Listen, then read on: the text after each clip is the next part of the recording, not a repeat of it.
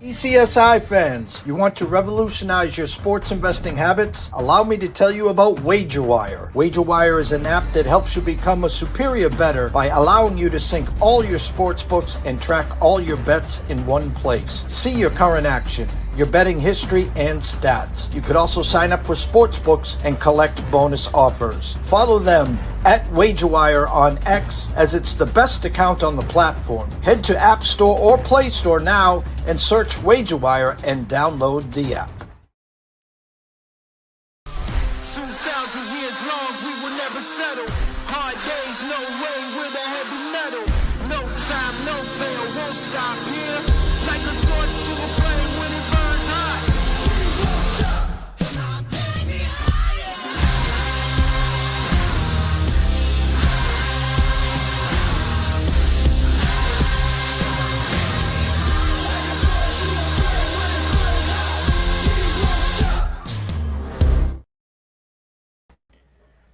Good evening, sports fans from all around the globe. I am the host, Jeff Dawson, East Coast Sports Investors, and it's been a busy day in the ECSI studios as we started the morning live at Circle with Paul Stone, talking some college football, and right after that we bring in Bernie Fratto from Fox Sports Radio, talking Lions and NFL first week. And then we slide on in just an hour ago, Ron Marmolevsky, back for year 3, talking CFL, talking NFL, talking power rankings and ratings and what to do. And now good friend and colleague, Mr. Brady Tinker, ESPN Radio, A Cowboy Life. We're going to talk about them Cowboys. A year where high expectations from Jerry. It's time to pay up from Dak, from Cee Dee, from Mr. Parsons. Before we came on, Brandon Ayuk, the whole din, finally gets paid. And boy, I got off of him in the fantasy world for a while now. The Divas, Jamar Chase, pay me or I'm not playing, the whole din theory. So it's disgusting. The inmates are running the asylum. But before we get to that, shout out to our proud sponsors, WagerWire. Head on down to Google Play, download the app. It's free. You know the drill by now. I promise. Travis, Zach, myself will take great care of you. An app that you'll be using throughout this season and beyond. Viva Tequila Seltzer, CT Bets. We can't thank you enough. Going to be a fun weekend in the Dawson compound on Cape Cod, Massachusetts. And our new proud sponsor, Atlanta Steaks and Seafood, Terry Smith, the best in the business. Go get some nice lamb chops, New York strip, sirloin, whatever you're looking for. Terry will take good care of you at Atlanta Steak and Seafood. But the star of this show, how about them Cowboys, A Cowboy Life, Mr. Brady Tinker. Good evening, my friend. How are you? I'm doing great. It's been a long day, but what better way to finish the day than with you, my friend? I appreciate that. I agree. Couldn't agree more. Couldn't agree more. Happy to be here with you. I'm excited about the football season. I'll be in Las Vegas in a few days with Greg and the NFFC guys, and I'm looking forward to seeing everybody very much. I've done quite a few drafts. I did a beat Brady on the what's it called? The one where you just pick your team and cut line. I love cut line, right? I've done well in cut line in baseball. I'm a little bit more all the way to the core in baseball for all the big leagues I've been in through the years. I'm in a high dollar league here with a lot of people. Winner won last year like 18 grand. Wasn't me. But I enjoy baseball, and cut line's right up my alley. So I will see how I do in football. I felt like I liked my draft. I had a good time. I think I got it rated a B. So there you go. I would have taken B's all day in college. I partnered up with Mr. Rick Thomas. I got probably I'll have 20 leagues, and about 15 of them I'll have to do waiver wires and all that fun stuff there. Got a handful of the OCs, got a few prime times, got a classic. So I got a primetime Sunday night. I got my last pick, of course, the 12, and I've been picking up front in the middle, not in the back end. I'm not happy with to have to make a decision between Barkley or Jonathan Taylor, whoever slides. Probably get my first share of Marvin Harrison Jr. and then at 25, hope someone slides. So the beauty of the NFFC, of course, the 3RR, Mr. Tinker. Agreed. Agreed. All right, what do you want to talk about? Want to talk about the Cowboys, or you just want to get right to the Chiefs? we, not so fast, young man. Cowboys. We've talked at length. Jerry's been very adamant. It's time to pay up. He put this team on his credit card. Can't pay the minimums anymore. Finally paid Cee Dee. Dak. He is not paying. I assume it's NFC title game or bust. And of course, Mr. Parsons. What's the offseason look like, Brady? Well, it was a little strange for this owner. This owner always pays. This owner always has these guys that he likes, and Dak is towards the top of the list of those guys that he likes. So it's been strange, but you and I talked about it 2 or 3 months ago, and I said I feel something different here.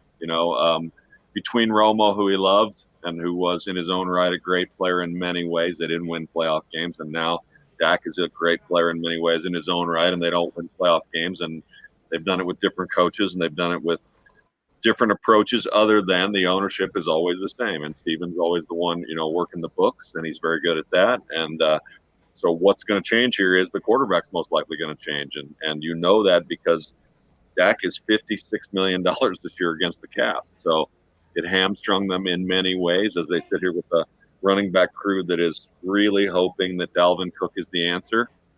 He's not. And so they probably have the 30th or the 31st worst running room in football. Everyone assumes their offensive line is going to be okay, but they're replacing Tyron Smith. They're replacing a couple of key cogs there. And they have a whole new defensive coordinator. Really, in the 3 seasons in a row where they won 12 games impressively, right? It had never been done in Cowboys history that a team had won 12 games 3 years in a row. That's a lot of wins in this league, right? It really is. But those teams are supposed to easily get a couple of games into the playoffs and be a real threat to win championships, and they never were. They seem to get cold-cocked right away early in games in whatever the first round for them is, and not be able to recover. So I think Jerry's had enough, and I think it's NFC Championship game or maybe even Super Bowl or bust to pay Dak what he's going to get. And Dak holds all the cards, right? He holds every card. There's nothing Jerry could do. He can't trade him. He can't franchise him. He's going to pay him $56 million against the cap this year. There's nothing he can do, and Dak holds all the cards, and Dak's going to go get whatever it is, whatever the new number is, $40 million a year or more from somebody for a 4 or 5 year deal. So he's fine too, right? They can part amicably and say, we enjoyed each other. It went pretty well. And I'm going to go over here to Oakland or New York or somewhere like that. There are plenty of volunteers that will be raising their hand really high for Dak Prescott, who is known as, when you're going to pay that amount of money, one of the things you want to know is he good people? And he is. He is. And is he good in the room? And do they follow him? He is, and they do. So he's going to get what he wants, and I know what he wants is to stay here, right? This is lucrative. There's no place more lucrative, really, maybe New York, maybe LA, but I don't think so, in the NFL than being a Cowboy and a Cowboy quarterback. You can make all the money you want. I mean, he's on every third commercial, stars Dak Prescott, especially for the next 6 months. So this has been the perfect place for him. But he's rich beyond his wildest dreams now, so he could probably use a change himself. I do have the exacta for next year. Starting quarterback in New York Giants is Dak Prescott, and head coach Bill Belichick. So that's my exacta. Well, right there. And Belichick might appreciate Dak. That's a good point. And we know this. Fans know this. It's an incestual world when it comes to signing free agents or grabbing guys who got cut, right? The Chiefs just grabbed Samaje Perine. One, he's a good football player, and he'll be a great, fun piece for Andy Reid to add to this offensive team.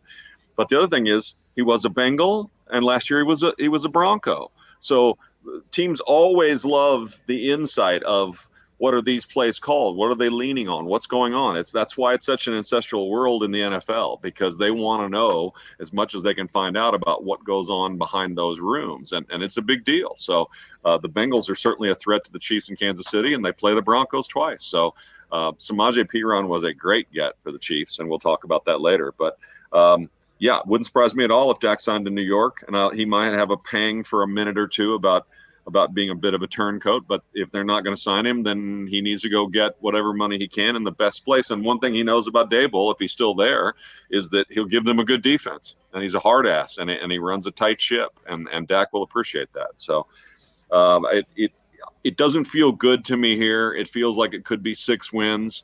Maybe it's 8 or 9. I don't know. Maybe it's 12. I really can't tell you that I think I know what's going to happen in this division. I don't think the Giants are very good. I don't think Daniel Jones is very good. But the Redskins are kind of exciting, and they could trade some losses back and forth in this division. The Cowboys could win 10 and get into the playoffs. I'm not saying they're not going to, but it doesn't have that feel. There are many years I've been in the locker room where you felt different things, right? And you could almost tell from the beginning. So this is going to be tough. This is a turn year. And the big question is, if you're a Cowboys fan, who's our quarterback? Because it's not Trey Lance. It's not Trey Lance. They gave up a 4th for Trey Lance, and that's all gone wrong in terms of the timing and everything else. They didn't get him on the field, right? They didn't really see what he could do. What did Trey Lance do last week? I love this line. He threw 49 passes in a preseason football game. All I could think about was Bull Durham when Nuke LaLoosh had struck out 15, walked 15, hit the bull 4 times, right? And the guy kept saying, another league record, another league record. And that's all I could think about when I was watching Lance throw 49 passes, complete 33 of them, right? 5 interceptions, just one after another, 1 touchdown. And then, oh, by the way, he carried it 11 times casually for 90 yards and another touchdown. I mean, what the hell do you make out of that? Nothing. And it's his contract is up, so you're not paying him. If he wants league minimum, maybe they'll give him a shot, but he doesn't, I wouldn't think. Their backup this year's Cooper Rush, and we know that actually he's done a fine job filling in short bursts when he had to. Thumbs up, but he's not the future. So who's the quarterback for this team? And does Jerry Jones ask this team to tank when they start 1-4? Because they're going to need a quarterback, and they're going to need a new narrative. And other than we've got Cee Dee and we've got Micah Parsons, they're going to need a new narrative. And so it would probably come with a new coach. I'm sorry to be peeing all over everyone's parade, and I could be wrong, but it has a dark feel to it. And Cowboys fans don't want to hear that. And Cowboys fans are the best in terms of they always think they're going to do well. And lots of times they don't. Or lots of times they do, but sometimes they don't. And I don't have a great feeling about how this season's going to go for the Cowboys, unless you're sitting at home going, good, I'll fight my way through 4 wins and the 4th pick in the NFL draft, and we'll choose a quarterback because I'm ready to watch something different. And then in the back of their minds, they're thinking, well, me and the wife are really ready to watch a different ownership as well, and that's not going to change. Well, geez, you just gave me the biggest layup here, because there's a guy in Colorado called Mr. Sanders that would be your quarterback, and I bet you could bring on primetime to replace McCarthy. You can get a 2-for-1 special here, Brady. Yeah, I don't know what I think about that. I really don't. I've been around Dion a lot. I played basketball with Dion. I've covered Dion. I've talked to Dion. I like Dion. I don't know that Dion is an NFL coach that everyone would respond to. I don't know that. Right. I'm not sure I have a feeling for that. I do get that, but I think there are better candidates. Well, you did bring Jimmy Johnson on board, right? Yeah. And he did great, and he couldn't stand it, so he left. So I'm looking at Dallas, and for fantasy purposes, you got the best kicker in the game. I mean, just cross the 50 and line No this doubt. kid up. I did take him at the end of the 13th, 14th round, just set him and forget him in a draft. I was like, I didn't like anything here. I'm just going to plug and play. That used to be my Tucker play, but now I got Aubrey. I'm all set there. But it hardly ever even looks like he's straining his stick when he's kicking from 62. You know what I mean? It's just like, oh, yeah, he swung it like he was swinging a wedge. So I feel those really good golfers that hit in the middle of the club all the time, so the swing looks the same all the time, the ball just goes. It looks like even at 62, he's not straining his stick, right? Something. I agree. NFC East, again, I get actually my power rankings in the NFC. I get the Lions on top. I do have the Eagles second, and believe it or not, I get the Packers third, the 49ers fourth. I just thought with all the injuries. Ayuk finally signs. They haven't signed Trent Williams. They better go sign him tonight after signing Hmm. Ayuk. Uh, you've given us your thoughts on the Cowboys itself. I mean, it's tough. 3 years in a row, 12 wins. I mean, do you think you have a pulse to get to the wild card spot, or is this you'll know early? Maybe. Maybe injuries set aside, we're looking at soft tissue injuries with these guys who hold out. So I worry about CD. He is skinny, so maybe there's not that much to pull. But and Brandon Cooks is in his 11th year, and if he gets hurt, you really don't have anywhere to turn at the wide receiver position. They chose Jalen Tolbert 3 years ago or 4 years ago with a third-round pick. He's looked pretty good in camp. We've seen that before. He looked really good in his rookie camp. So they need Jalen Tolbert to step up and be a nice third option. And Ferguson's a good player. So yeah, if the defense will hang in, Mike Zimmer's a good coach, really good coach, and he's been a head coach, and he's been a defensive coordinator here for 4 or 5 years with Parcells, you'll remember. So Zimmer's a name that's comfortable in the building. He's comfortable with the ownership, but it's different, right? Because the last defensive coordinator here that went and congratulations for getting a head coaching job, put about 7 guys for the last 4 years in the Pro Bowl every year. So what that does is brings a room together, right? You make me money and you send me to Pro Bowls and you help me with my everything else that has to do with my money. I love you. So now, they're looking at Mike Zimmer, who's much older, right? And who does things completely different. So it's going to be interesting. That the key to this team being able to sneak into the playoffs is tell me how the defense is. Tell me how the pass rush is. Tell me how they are able to stop the run. I do believe the secondary is still very good. And Al Harris is still here, essentially running the secondary. So I like what's in the secondary. But they've got a couple of injuries there as well. So for me, it has a doom feel to it. Could it be 10 wins and a wild card berth? Sure, could. Absolutely. Fantasy purposes, you talked about CD Lamb. I like the value in Jake Ferguson if you play a little of the waiting game in the Me tight too. end spot. I got Cooks early. Now he's a little banged up. I've kind of backed off. I'm not in on the Tolbert train. The backfield's a mess. I know Sean Childs, Mr. Hall of Famer, was real big on Deuce Vaughn last year. Didn't show anything. Now this year, you got Dardell, Rico, you brought back Zeke Elliott. I know Rolls Royce is still back there and Deuce Vaughn. Can you give us any clarity on that backfield? No, I can't. I think it's going to end up being a lot of Rico Dowdle on middle down. Zeke may get in on first down, then he comes back in at the goal line. He's been very, very good the last 2 years at one thing. His feet are still very shifty. His eyes are up, and he's very good at finding little slivers in the red zone to get the ball in the end zone, which is a skill, no doubt about it. So I imagine Zeke, if he stays healthy, and Zeke loves this team, loves this town, loves this organization, and loves that quarterback. So Zeke's good for the room. He really is. But if I'm in the room, I'm like, well, if he was that great for the room, why'd we let him go to New England and do whatever he did there, right? He would have been cheap to keep here last year. And they were all in on Tony Pollard, who truthfully never got healthy. And there's one for me, knowing a little bit about that situation. Tony Pollard really never got healthy last year. So I am in at his current fantasy position on Tony Pollard in Tennessee. And I know he's going to have to split carry some, but that's when he was at his best in Dallas too, when he was getting 15 to 18 touches a game. And I think he can do that in Tennessee with a team that runs. So diverting a little bit, I'm not out on Pollard. I don't think Pollard was ever healthy. And all the reports I'm getting from Tennessee is that he's back to looking explosive like he did 2 or 3 years ago. So that's a sidebar fantasy note for you. I'm choosing Pollard, especially in round 7 or 8. I definitely am. All right, now we can put some smiles on your face for 20 minutes and going for a three-peat. We talked around draft time. I texted you. I was like, you got, Tyreek Hill ×2 here with Xavier Worthy. We talked about, 4 or 6 game suspension for Rashee Rice. It looks like he's not going to get suspended. Mr. Kels and his brother $100 million deal with Amazon or whatever for a podcast, touring with the Swifties. Patty Mahomes throwing behind the back passes. You got the next, like I said, Mike Allstott back there with Carson Steele. What a time to be a Kansas City Chief fan.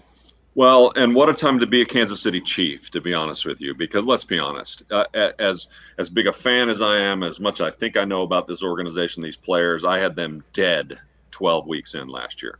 Just dead. They had no spark. No one could catch a ball, and he didn't have any options. They go and bring – it's so bad they go bring McCole Hardman back, and he's not the answer to many quizzes, I will tell you that. I'm glad he's still on the team because Andy knows how to give him his 3 or 4 things that he does right and let him do them, and he still runs 4-2 something, so why not in an Andy Reid offense, especially as the 4th or 5th wide receiver. So I'm thrilled about that. I'm not at all surprised they signed Juju Smith-Schuster. I was actually clamoring for that the minute that he got cut, and I'm listening to pundits who do what we do saying, I don't understand it. Why would they do that? Well, I understand it. He was here for a year, and while it was quiet, it was a quiet 800, I don't even remember, 850 yards and 4 touchdowns. He's in the right spot. And last year, all this team needed weeks 1 through 12 was someone, first of all, be able to catch it, and second of all, be in the right damn spot, right? You had wide receivers running around that didn't even know the ball was coming. I mean, it was unbelievable. And back to the point of it's good to be a Kansas City Chief because they won the damn Super Bowl. How did they win the Super Bowl after being extraordinarily mediocre and really having very few offensive weapons? How did they win the Super Bowl? How did they beat that team in the Super Bowl? I have no idea, but they did. So here they come, and now you've given him Xavier Worthy, and I don't know where he's going in drafts, but it's probably too early because I will tell you this. Remember that it took Rashee Rice 8 weeks to make any dent in what was going on in Kansas City. And the truth was they needed him desperately. They needed him sooner than soon. It's a highly complicated offense. And they really want their guys to learn everything. They really don't want Xavier Worthy to just be on the outside and go deep. They'd really like him to run drag routes, and they'd like him to be able to play the X and the Y. They really would. And so it's going to take a while.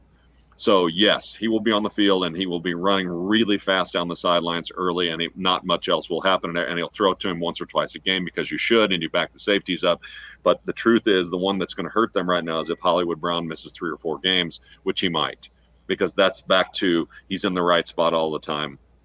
And that's what Pat really needs. So the thing is, they can't start slow. If you look at the schedule, right, Baltimore, Cincinnati, I mean, they come right out of the gate, and losing any of those games could be the difference between home field advantage and not. So I'm excited about this, and I think Pat's up for this. As patient as Pat was last year, and as much as he's shown everybody, I only care about winning. I don't care about stats, which is impressive.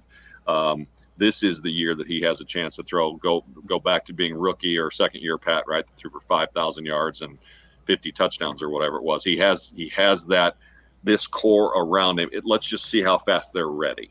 And they all spent time. Anybody who knows the Chiefs know they all spent time together here in Texas, the better part of 20 days doing workouts with Pat at a local high school, and they do it every year, and everybody came and everybody showed up and was well intentioned. And this thing seems to be on a path, on the tracks that are exactly where the Chiefs want it to be. It's not as easy as this, and we know that, right? The AFC is loaded. Baltimore's good. Cincinnati's good. Houston's good. Houston, I mean, there are so many teams that have so many players, and there are some good defenses, and the athletes at this level are incredible. You don't have to know everybody's name in the secondary. You can know that he's fast and he can cover. So let's see what happens with this team. And let's see about Kelce, right? Is Kelce, who looked old until really maybe week 17 and then kind of started to feel better, was that all the ankle, right, that kept him out of week number 1 last year? Or is that Father Time, right?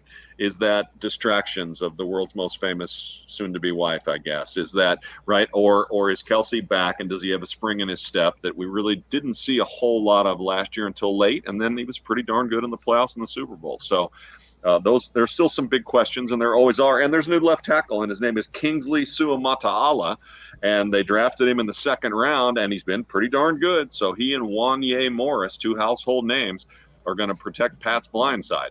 The good news is Pat's got eyes in the back of his head, and for the most part, knock on wood, doesn't take many hard hits, and has stopped running into people saying, "Go ahead, hit me." Remember that in his second year? Hit me. I love it. And I'm sitting at home going, no, shut up. No, they're strong as they can be. They're all made of iron. You don't want any of them to hit you. Fall down, slide, shut up, which he has. Fantasy purposes wise, I've been lukewarm on Rice. I love Mahomes this year. I was the president of the Hollywood Brown fan club. He gets hurt on the first play. I've backed off of him. Again, there's so many names over there. My question to you is the temperature in the room with no suspension looming for Rice. Is he going to just take off where he finished? Are we feeling comfortable with Rice? Like literally, I have an opportunity. My one shot at him will be at 25 on Sunday night, or do I just let someone else take him at 34? Do I think that he's ready? Do I think that he's motivated, that he's worked with Pat, that he's in shape, and that he understands the offense well enough to take another step? And are there things that he does that I love so much, like turning straight north and south, very Jerry Rice, and just running straight for the end zone when he gets the ball, unafraid of everyone? Reminds me of 5 different players. I love all of it. Can he stay out of more trouble? Can he do the right things, right? So some of the things that I watched him and listened to him say in the offseason, I was like, okay, I like that, right? I like that. And then he finished one statement up, and, the stuff like the traffic accident, that stuff happens. And I'm like, wish you would have stopped before that. It doesn't happen that 2 guys at 7 p.m. in rush hour traffic race 130 miles an hour down a highway and include 6 other cars where people could have been dead and then grab their guns and leave. That doesn't always happen. And that's not something that just happened. You run with the wrong people, and then now we've all unearthed that there were 4 or 5 GMs in the NFL 2 years ago who had Rashee Rice blacklined that were never drafting him. One even so much as came out and said, "Bad guy. He's a bad guy." And I didn't hear any of that. Did you? I didn't hear any of that. Right? I assumed a kid coming out of SMU that apparently made decent grades, right? If he's really good, is a winner, right? He's got it up here and he's got it in here and he's a great athlete. And I assumed all of that. And then all of a sudden you hear these GMs coming out saying, yeah, we'll show it to you.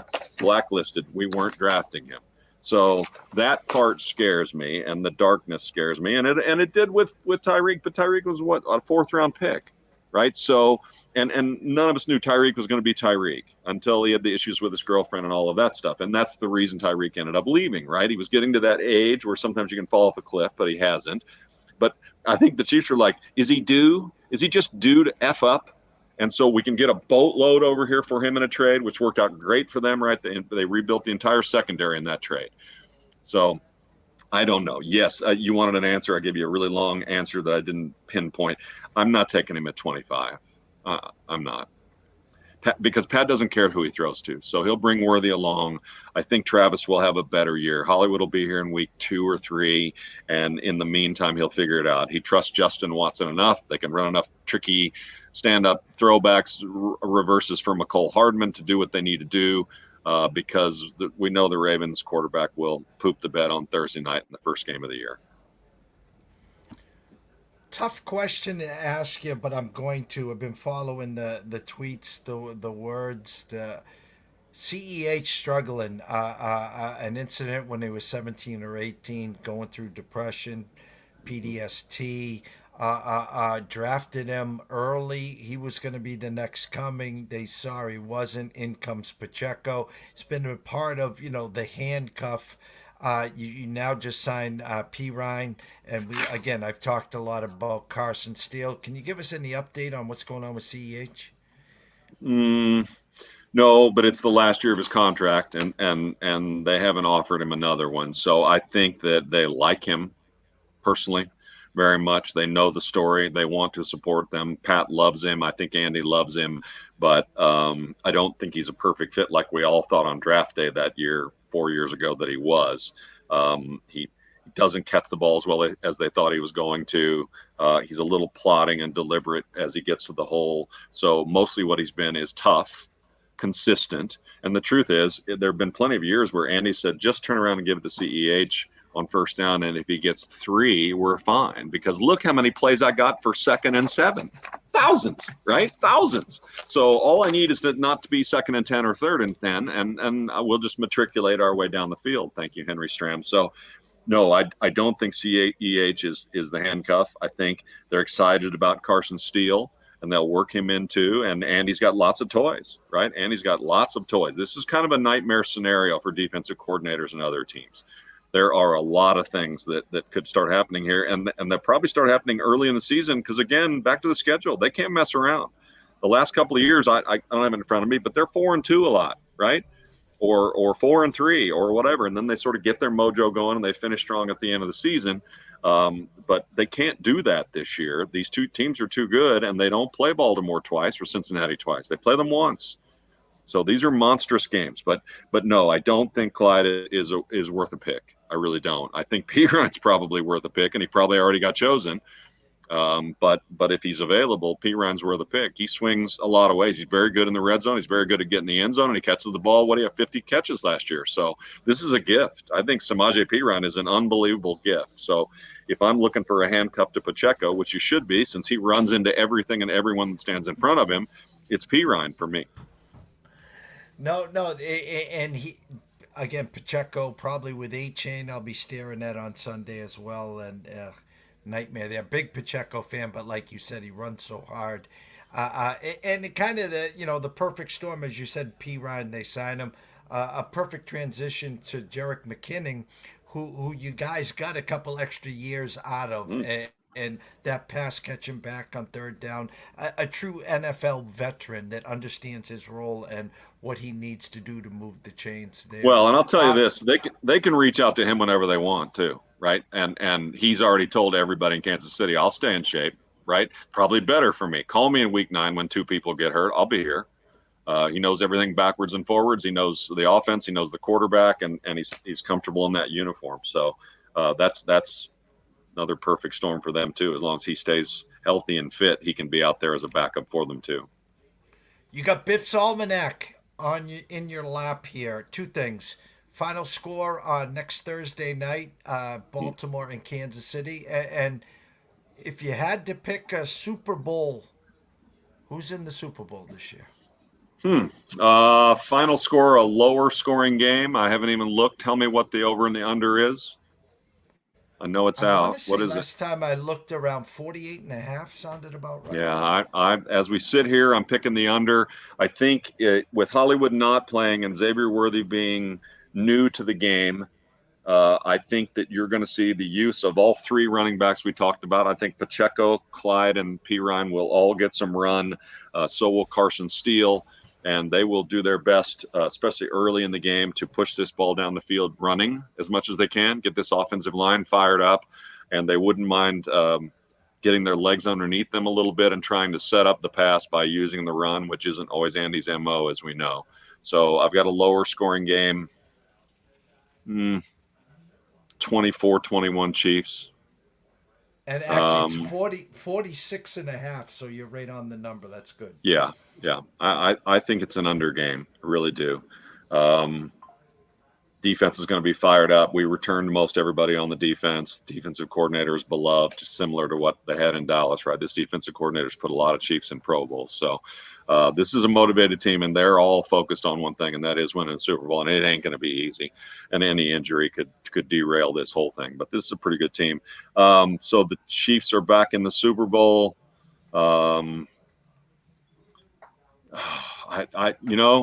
Let's just say Detroit. I really like the mindset of what Detroit is doing. I know they won't fear us all the way through. They're looking forward to us. They're looking forward to rematches against us. So, that's Kansas City, Detroit. Somehow the Chiefs are behind 10 points again in the late second quarter, and I don't know. Pat does whatever it is that he does, and once again we're hoisting a trophy. And the Chiefs have done something, and they've done something that no one's ever done, and that is win 3 straight Super Bowls. Scroll has been going the whole time, obviously on Twitter, X, DFW Sports Beat, Off with the Helmets Cowboys Show, former ESPN Radio, selling houses now. The platform and stage is yours for the finale. Tell them everywhere where you can find your work and where they can find if they want to buy or sell a house in the Dallas, Texas area. Absolutely. Just look me up. I work for EXP Realty, which is now, I think, the third largest realty company in the world. I'm so lucky to have a broker and Cliff Freeman and his group. There are 118 of us that work for this guy, and he has made my transition to this business unbelievably easy. And I can't tell you how much I appreciate him, because I didn't want to do it, and he knew I didn't want to do it. But you have to make a living, and you got 5 kids and grandkids coming. You do what you have to do. So the best work I ever did, to be honest with you, wasn't TV, and it wasn't radio, and it wasn't anything else. It was the podcast that I did about cowboy stories, and it was called A Cowboy Life. And you can find it at acowboylife.com. There are still 18 of them at the Cowboys website, I think, at dallascowboys.com, that I did for them 2 years ago. But since they're stories, they're sort of evergreen and they live on. So that was the most fun I ever had, working with my son doing those. It was the best work I ever did, and nobody wanted to pay a dime for it. So that is the way the world works. But I enjoyed it. Those are great stories. And the only reason I wouldn't go back to doing that again was I could never find a way to make that efficient. It was 4.5 or 5 days work to get each one of those stories ready every week. And all I can tell you is, to go in the locker room and talk to young players and get them to tell you their story. Their first thing is, well, I don't have a story. And I'm like, young man, you're in the NFL, you play for the Dallas Cowboys, you're rich beyond your wildest dreams, either a preacher or a parent or a father or a grandfather or a brother. Somebody helped you get here. You have a story, and I'm going to drag it out of you. And a lot of them then would be like, oh, I appreciate that. And especially if I would go find out a story, right? I'd say, I know this about you. And they'd be like, how do you know that? I'm like, the internets will tell you anything. So, and then they would jump in. But the thing is, a lot of them don't communicate as well as you want them to. So I would do an interview on a Tuesday, right, with Jake, and we go home and he'd say, I like this. This is the beginning of something good. And we download it, and they've left out words. Well, when you're doing an audio storytelling podcast, words is all you got. So when I would sit in the locker room sometimes with them, and Jake would be there, I'm like, I got this, don't you? This is great. This is going to be great. And we're going to call his mom, and we'll call the sister, and we'll call so-and-so, we'll call his former coach, and we'll get all these voices in. It's going to be great. And I would get home, and I'm like, I got to go back 3 more times this week to get him to say brother and was and because all these words are missing, right? And so it was a challenge. It was a labor of love. I absolutely loved it. It was the best work I ever did, but it was so damn hard. And it doesn't matter how many people you got. That's the thing. You want to tell great stories, but none of these kids really want to be good storytellers, right? That's the part of it. So the veterans are easier because they all of a sudden realize their careers are coming to an end, or the guys who are out of the game, right? They're all appreciative, and it's all in their heart, and their fingers don't work, and their toes don't work, and their head doesn't work, and they got shit to tell you. But the kids that everybody wants to hear from, right? A lot of them are tougher. So it was so much fun. So if people would listen to a Cowboy Life and those stories, I would appreciate it. I'd love the feedback. Not making any money off of it, but I loved it. Really did. I have to ask you this. Your friend, your colleague, Tony Romo comes on to the broadcasting world, and he just lit it on fire. He was telling the plays before they happened. He was the next best thing since sliced bread, and then, let's say, got lazy, complacent, whatever. My question to you is, Tom Brady, this year makes his debut. Rooting for him? You think he's going to do well?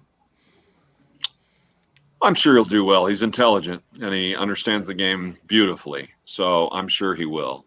I don't know about any of that other stuff with Tony. I think that if I had a guess, Nance and Tony are so close that Nance makes it so easy for him just to show up with a scruffy beard and have that glint in his eye that all the girls like. And he's not really going to screw it up because he understands the game and he does know what play is coming next. So I won't badmouth my friend. I know how probably some of this happened. I've given him trouble a couple of times. There are times when, oh, no, you, Jim. Oh, no, you, Tony. I text him. I'm like, are you guys having a pillow fight? What is going on?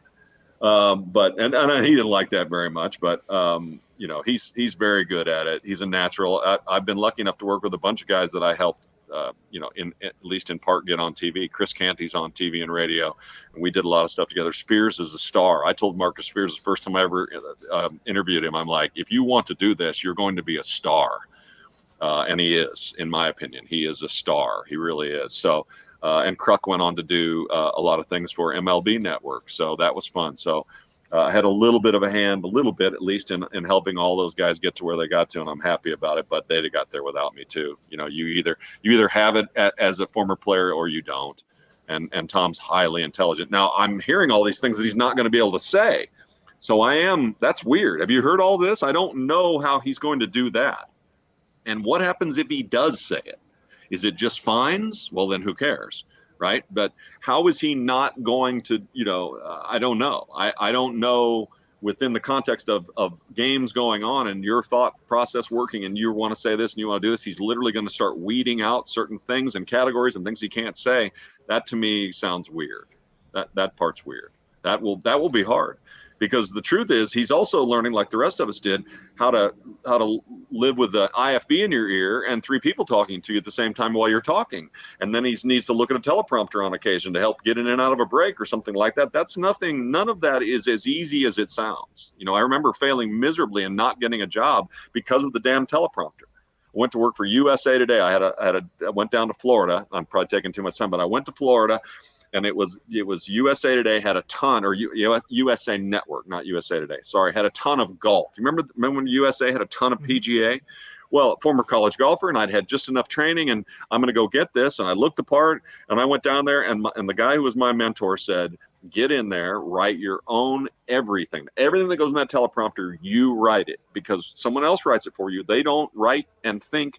Their brain doesn't work the same way as yours does. So where they put the and, the or the comma or whatever, it's going to screw you up. I didn't do it.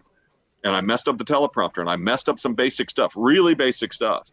And they kept me 2 days on a tournament that ended up getting rain delayed. And so all of a sudden they were coming back to me, and I'm vamping. And I know plenty about golf, but I hadn't studied enough to be able to vamp and just, hit it like this. And it was a debacle. I couldn't have been worse. I really couldn't. One of the most embarrassing things, and we all have them. And it was, I knew I was going to get it, right? I'm a college golfer. I know it, right? I'm young. I'm hot. They can have me for cheaper than most other people. I'm going to get this job. It was relatively high paying, right? And it was only, 6 months out of the year. Fly to Florida, be in the studio. It was going to be a great job, right? A great job. And I'd be on the PGA network right now doing something and having a great time. And I effed it up because it is not easy to have an IFB in your ear, to read the teleprompter, to do all of the things that are going on while you're trying to do television. It is not easy. And as smart as he is, and as it should come to him like that, now he's got restrictions on what he can say. I don't know what I would say to him if he asked me. I don't. I would say, what are the fines or the rules if you F this up? Because you're going to want to say what you're going to want to say, and you're going to know the right answer. Only sometimes it's going to be the wrong answer because you can't say it. I can't imagine it. The locals piggybacked on this and said it's the NFL stepping in, telling them to choose a lane. You can't do broadcasting and be part owner, even if it's 5 or 10%. I don't blame them. I don't blame them at all. And the NFL's probably a little bit tired of it. As much as they've loved Tom for all these years and all that he's done, he's also at every turn done whatever the F he wanted to do whenever he wanted to do it, from underinflating footballs to et cetera, to et cetera, et cetera. Tom does whatever he wants, right? At all times. And here it comes again. So there's probably someone sitting in a room saying, he was great for us, right? I mean, the New England run, and he and Belichick, and it was great, right? It was sheer greatness, a dominance of force. He was one of the greatest players to ever play. But F him. He doesn't always get to do whatever he wants to do in the world's biggest, richest league. He just doesn't. So I get it. I just don't know how he's going to do it. The one and only Brady Tinker. Go on over to Twitter, X, whatever we're calling it. Go check out A Cowboy Life. Go follow him at DFW Sports Beat. Off with the Helmets Cowboy Show. Always a pleasure, sir. Enjoy next Thursday's game. Tell Greg and Tom I said hello from the East Coast. Safe travels, my brother. I will. And if you're out there and you listen tonight and you know you're coming to Dallas and need a home, I've gotten pretty good at this. I enjoy it, and I will regale you with as many stories as you want to hear about Romo and the Cowboys. Just let me sell your house for you. For myself, Jeff Dawson at EC Sports Investor, the one, the only, Mr. Brady Tinker. We wish everyone a great, great day. We'll see you bright and early tomorrow. What time are we going to be here? I'll be 11 a.m. I'm on Wager Talk with Andrew McGinnis. Back with us on our network, 12:45. Sean Alvarez talking Pacific Classic. See you soon.